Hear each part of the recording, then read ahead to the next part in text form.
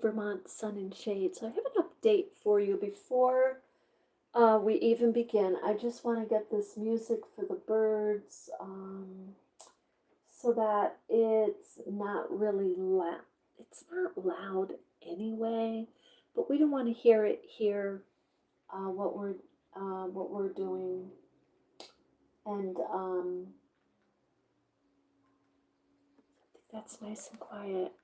When it quiet anyway, if you have finches, and we talk about the pet finches a lot, they really, really, really love quiet, calm music.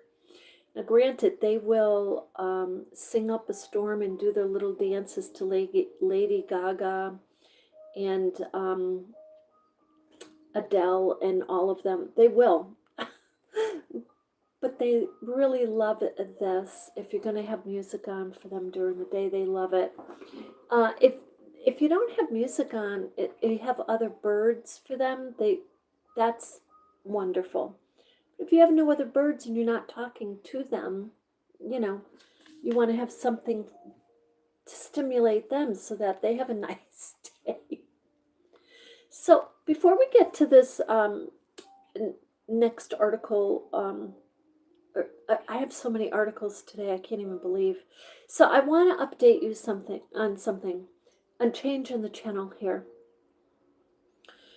We call the channel Vermont Sun and Shade. A lot of people are not understanding what sun and shade is. And sun being the good news, shade being not so happy news. So sun and shade. However, and we do focus mainly on Vermont, but there's so many other things that I want to be able to jump on and share with you.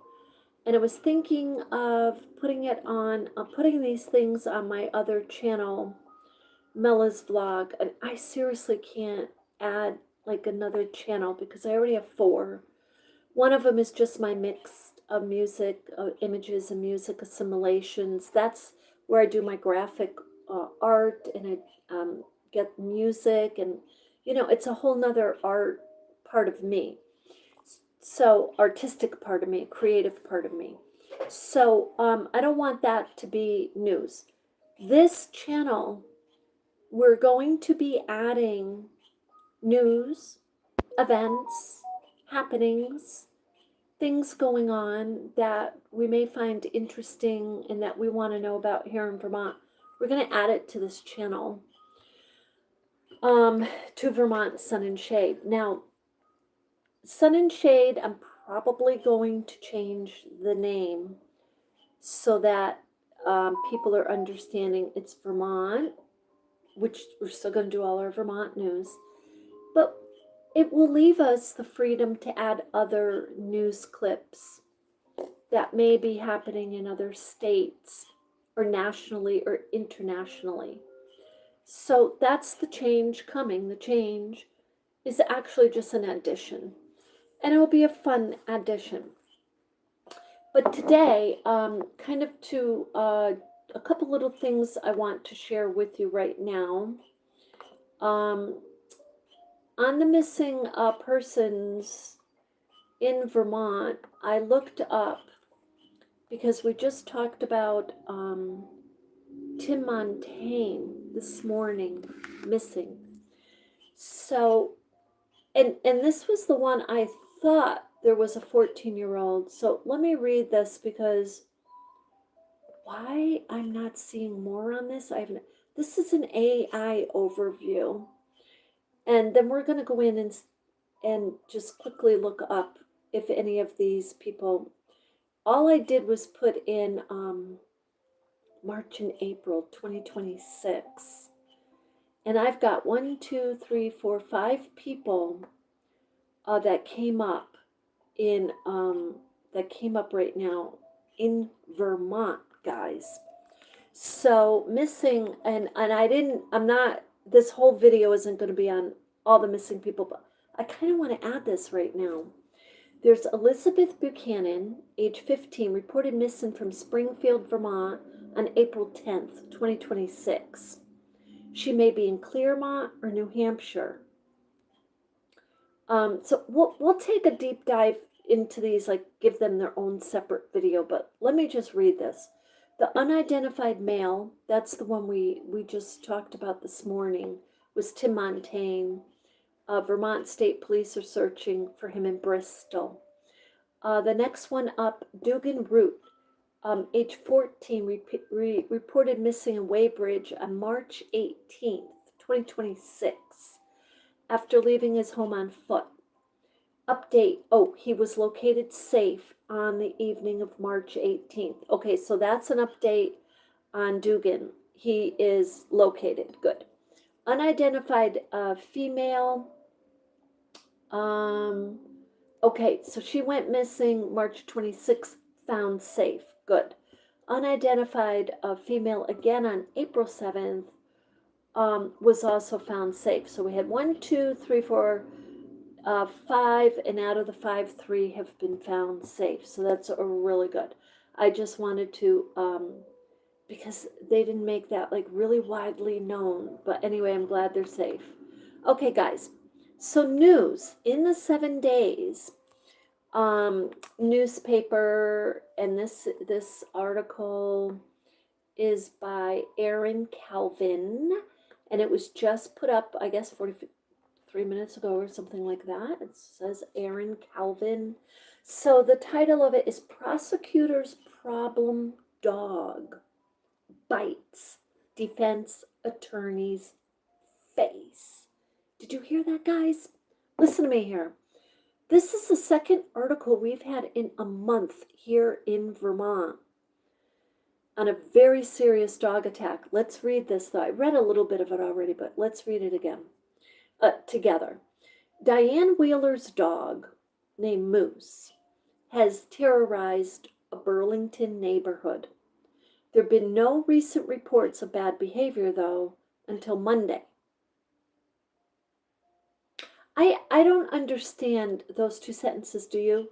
Diane Wheeler's dog, Moose, had terrorized a Burlington neighborhood. And then the next sentence says, there have had been no recent reports of bad behavior, though, until Monday. So there must have been a short amount of time there was, this is Diane Wheeler. Oh, they took a picture of her. Here's Diane.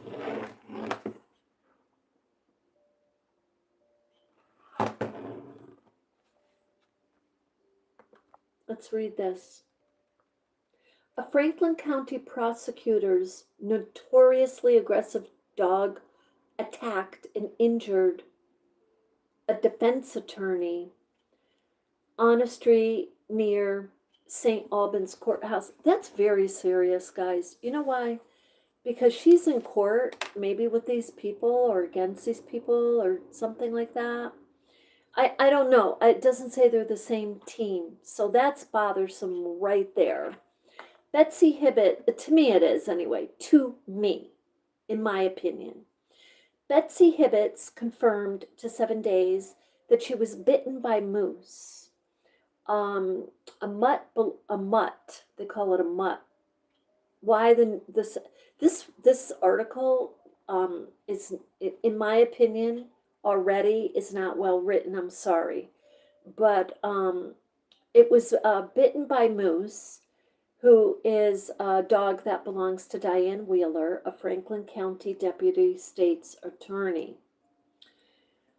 Wheeler lives with her elderly mother in Burlington, New North End, where complaints about the animal first surfaced shortly after Wheeler adopted him in January 2023. So we're now just hit January 2026. So she's had the dog 3 years. Moose bit several pets. Several, guys. That's not 1 or 2. That's like probably 3 or so. Several pets and humans in the neighborhood, leading to court-ordered training for the pooch. I hope they're not making the same mistake they made with the dog in Essex. When dogs bite, I had read this somewhere. When they bite, it can become habitual, like it can become a habit forming super fast. You do not want them to get in a second bite. This one sounds like he's been biting and biting. So he was eventually ordered to live with the Wheeler's sister. There'd been no reported attacks since 2024. Until Monday, Hibbets said she was near the Franklin County Court when Moose lunged and bit part of her lip off. Oh my God. Guys, if you're scrolling, if anybody's out there, this is Friday, you're probably not. You're probably off getting your coffee and shopping or something, and you're getting ready for your weekend. But I gotta tell you, man, even when a dog is on a leash, like we have a few dogs here, like they will lunge like that.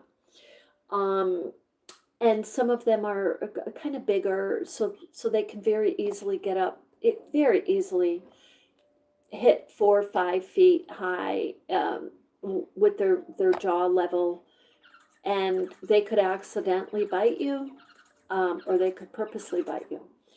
But lunged and bit part of her lip off.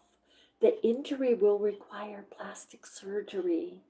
A report of the attack was filed with the St. Albans Police Department. When asked if she's so okay, if you think of where the courthouse is that's very wide space. I mean, there's enough space to move or to, oh my goodness. When asked if she's considering a lawsuit to cover the medical bills, Hibbets said she's still weighing in her options. Diane is a friend, but I'm disappointed that she hasn't taken care of this dog, Hibbets said in the text message. Look at the dog, guys.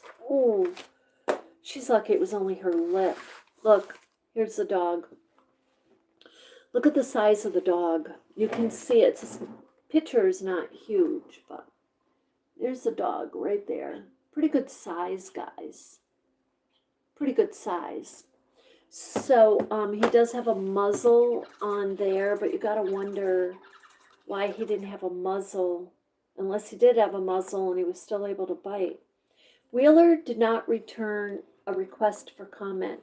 Her boss, Franklin County State's Attorney Bram Kranichfeld, declined to comment. The dog was not on courthouse property where animals are not allowed.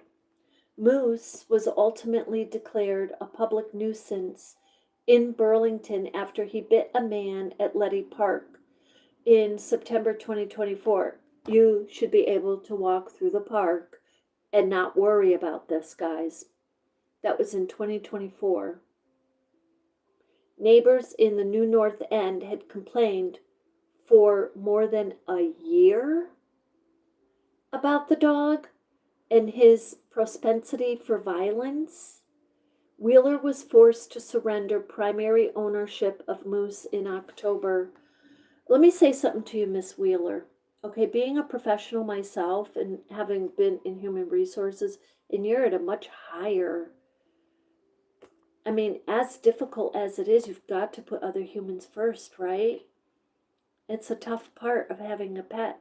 Sometimes they are not, sometimes like people, sometimes they're not well. I mean, this dog attacking people, that's, I mean, and we've got to thank God that it's just no one unalived from this dog, because that could happen in a heartbeat. And definitely not by the dog at this point, dog's fault, because it's clear the dog is aggressive. In my opinion, there needs to be way more done than is being done right now. Wheeler had wrangled with the Burlington Animal Control Committee in the Vermont Superior Court over her ability to retain ownership of the pooch. In my opinion, with her level of knowledge and even her position, I question, knowing the seriousness of where this can go, all of the signs, Why? Why wrangle? Why? I don't understand that.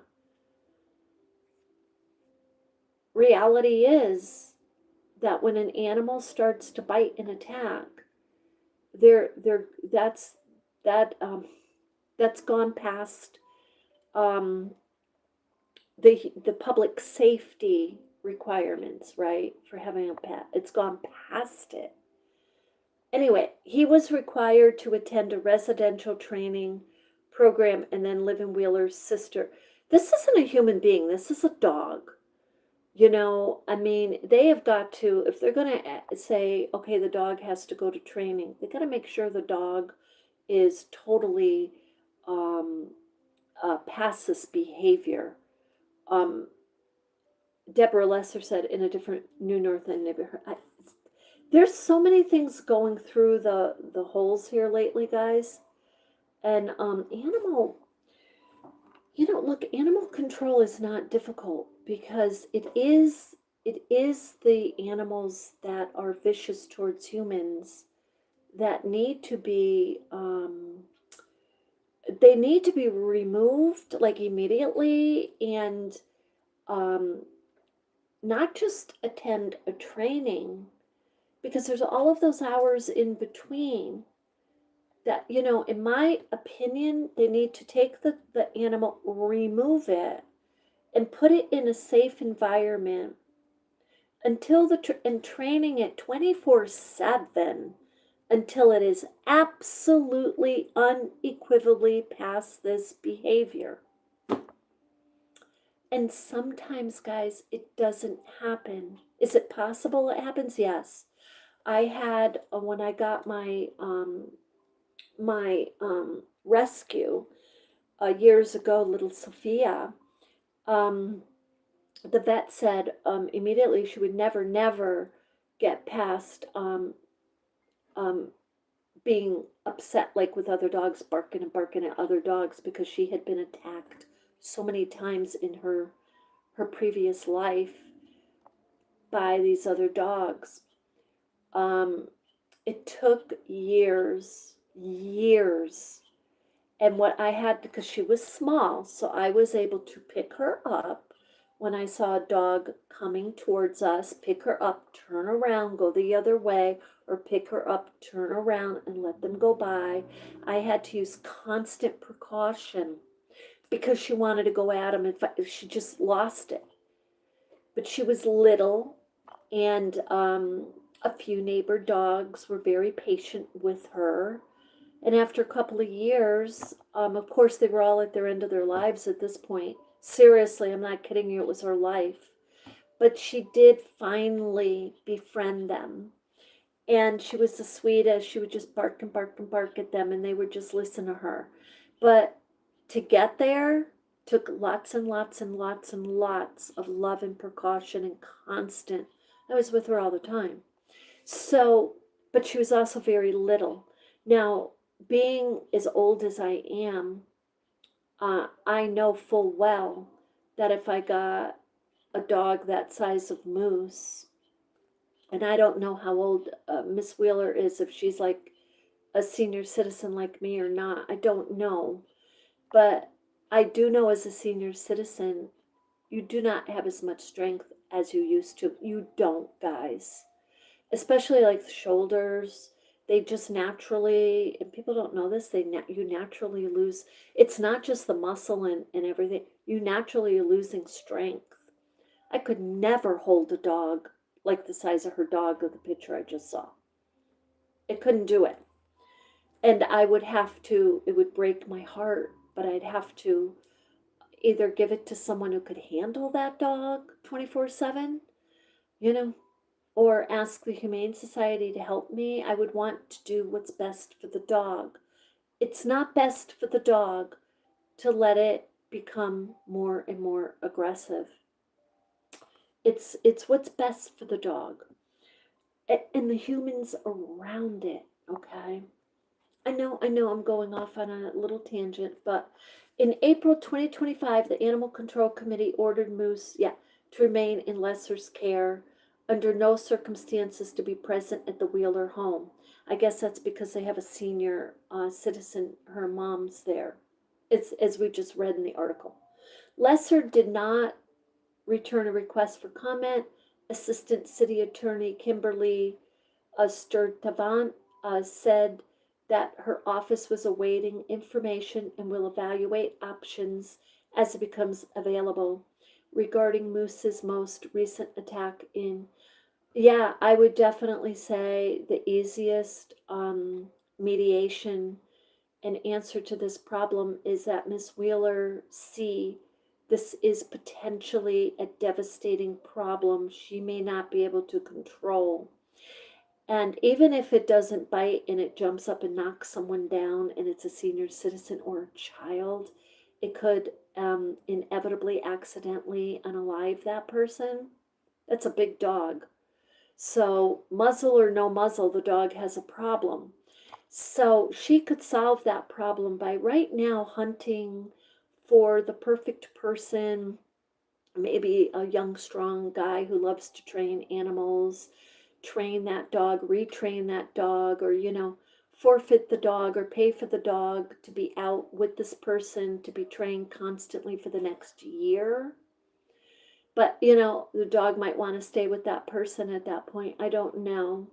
But there's something dramatic does need to happen. I'm actually shocked that I saw this title this morning here, that there is actually another issue like this. Now we have lots, I've said this before, we have lots of pit bulls here. They all have big smiles on their faces, totally loved, very well taken care of. One of the owners was telling me, and we used to do this too when I had my dog, that there's so many pets around here that when they're walking their dogs, they kind of just signal to each other. I love that because that's harmony in the neighborhood, in the community where people are communicating with each other for the safety of their dog, because their dogs have issues just like my little Sophia did. She didn't like other dogs, and so they stay far away. This is a very common thing that happens with rescues, and it is because many times when they're in the shelter, they may be put in a cage with other dogs because they start out being fine with the dogs, and one of those other dogs bites them. When they see a human being come up, they are very intelligent. Dogs in a humane society will beg for your attention. They will push each other out of the way. They will bite each other to get to you because they know you are a home to them. So they could develop that habit there. So on Thursday, Mulvaney and Stanek alleged Wheeler had not been adhering to the Animal Control Committee's ruling. The dog was also never supposed to return to our street or their house for any reason. Yet the dog has been spotted in the house and leaving the house in the car by me. But this is a dog that belongs to someone who's working in a high position in the courts. Am I correct? Did I read this correctly? I read this? Diane Wheeler is a Franklin County Deputy State's Attorney? She's a Deputy State's Attorney? And she's not understanding the severity of this problem? So maybe the problem is not the dog, guys. Maybe someone needs to mediate and maybe talk with her. I gotta tell you, I totally understand what Miss Wheeler's going through. You love your dog like it's your child. Pet owners know this. It is. It's like your child. However, sometimes our children, right, when they grow up and they live their life, whatever. But this with pets, you're the one like responsible for them right there. I would just say, you know, we're in 2 years later, and another person, her lip got bit off. It could have been her throat. I would be not fighting this too much. I would be thanking God in heaven that this woman is alive. I just can't say that enough, guys, right now. I'm not going to say any more about this article. I think it speaks for itself at this point. The article is called Prosecutor's Problem Dog Bites Defense Attorney's Face. And this is on 7 Days News. And it's was published today. So, okay, so let's get out of that. Something else I wanted to share with you guys is there is another coffee shop in Burlington closing. And I find this article interesting because they're not sharing why. So let's see, is this, no, this is not the art. I have it in my email. Let me get it in my, oh boy. Every time. Hey, if you didn't hear the other video, guys, today's Friday, April 17th. We have severe thunderstorms coming up through southern Vermont and moving up close to central Vermont from what it looks like to me. So yeah, I have 4 short, I have a number of articles. I may have to do another video today here. Let's see, did I put it over here?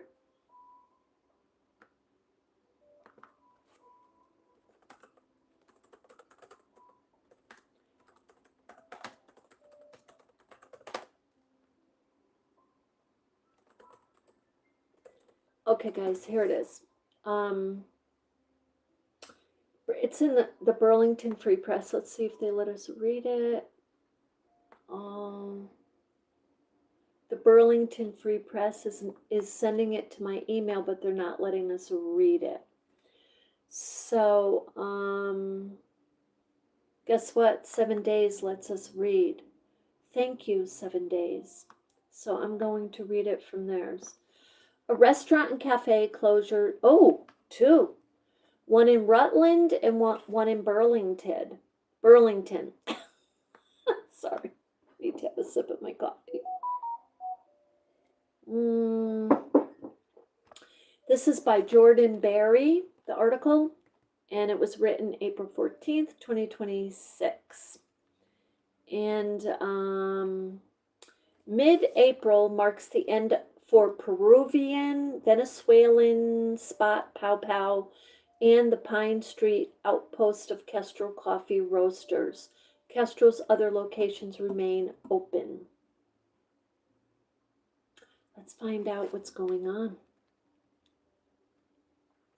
Pow Pow, P-A-O, that's how you say it, a restaurant that married the cuisines of Peru and Venezuela, sounds delicious, at 124 Woodstock Avenue in Rutland.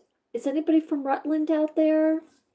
I love Little Rutland. I used to go over there. I mean, I could, it's be a bit of a drive, but we could go over there. They have a really nice art and craft. You know, I'm going to write this down. They have an awesome art and craft setup that goes on through the summer. Just the way it's set up, it's spacey, it's gorgeous. But anyway, they were set up, this Pow Pow restaurant was at Woodstock Avenue in Rutland, and it's permanently closed. Its final day was Sunday, April 12th. That is another business. We named about 23 businesses in 2025 that closed. We got into 2026 and there were more closing.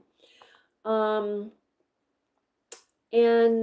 we went over those. So the owners, Paula Nunez and Felix Franco, announced the news on Instagram last week. Oh, they do give the reason for this particular restaurant, due to health reasons. Well, God bless their souls. The couple opened Pow Pow in 2024, so that's not long ago. And so lengthily, it would take many visits to eat through it all, from crisp arepas and taquinos to cooling ceviches and meatland rice dishes. Ooh, 7 days wrote in the last month's food issue cover, and that's too bad. Pow Pow, PAO, guys, has been more than a restaurant. It's been a place of culture. I love places of culture. Um, and I can spot them in a heartbeat. And the ones that are kind of like, I don't want to say, they're not even classic, generic. The ones that are generic, like they're just there to kind of, sell their stuff, and but they're not promoting, or they don't get their there's no voice behind any humanity reasons or anything, like, you know what I mean, like they're just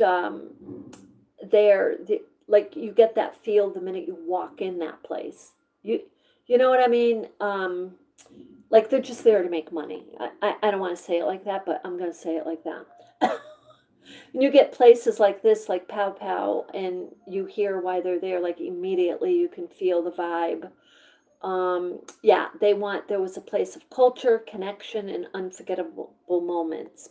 So in Burlington, this Kestrel Coffee Roasters Cafe at 77 Pine will permanently close on April 17th. That's today. The owners, Charlotte and Johnny Steverson, announced the news on social media earlier this month, noting that I want to look up this, their other three locations would remain unchanged. Let me see if I can find the Kestrel. That concerns me a little bit, because what's happening in Burlington, Vermont right now is it's very clear. Like you could go down there and you just see all these businesses that closed on Church Street. And then you see all these really artsy cultural businesses popping up on Pine Street, which is good. That's a good thing. There's some growth going on somewhere. But they're on Pine Street. So that's a little concerning to me. Let me look on see if I can get them on Instagram here, guys. And show you Kestrel Coffee Roasters.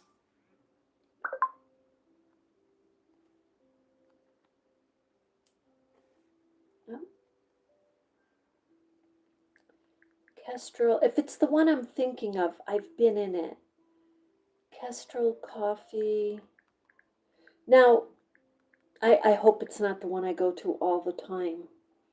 I don't think it is. There's one that I go to all the time, and the name isn't coming to me because I just kind of walk up the street and scoot in there. Let me see here.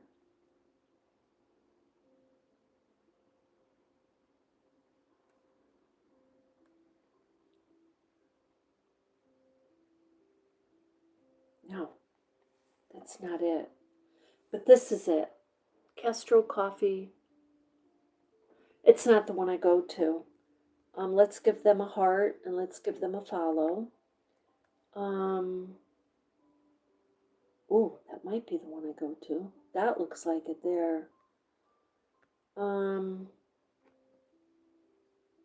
no, that's something else. Okay, so look, the local small businesses need your help. They need you to stop in there, grab a cup of coffee once in a while, something to eat.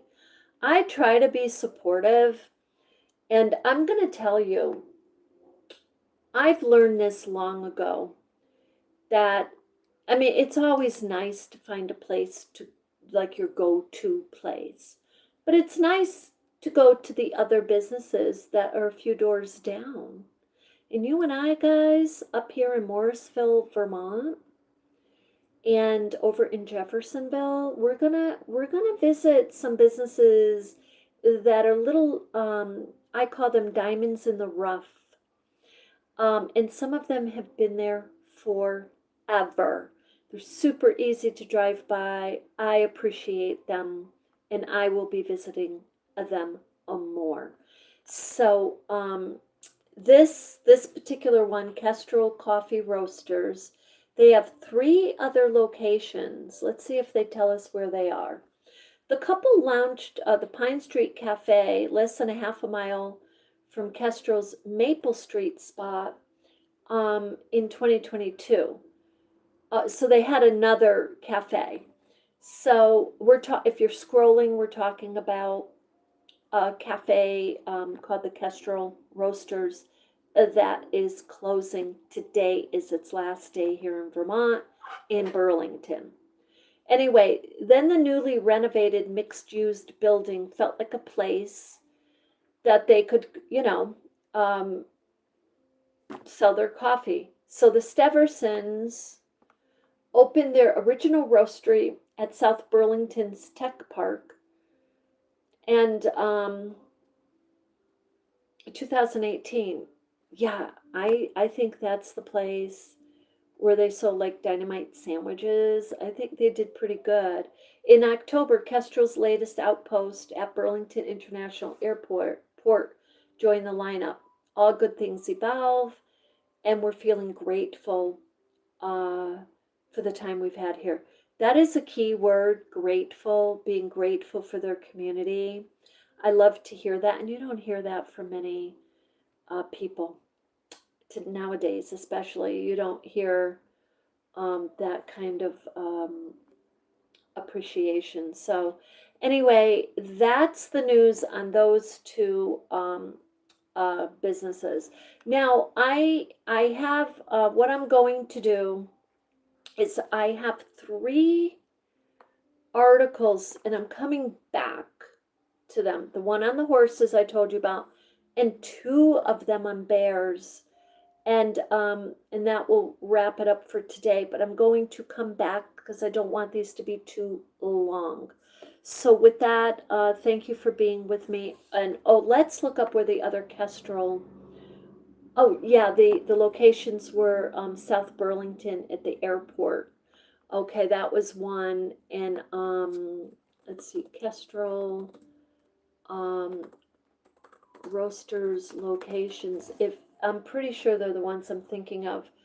Dynamite sandwiches from these guys. Maple Street in Burlington, Airport Drive in South Burlington, and in a community street in South Burlington. So look up where the Kestrel roasters are, and with that, we send them all good vibes and wish them well. And they closed because they probably thought that was a good business decision. Oh, and they did say for health reasons. So let's send them a love and light. And with that, you have a beautiful day, guys.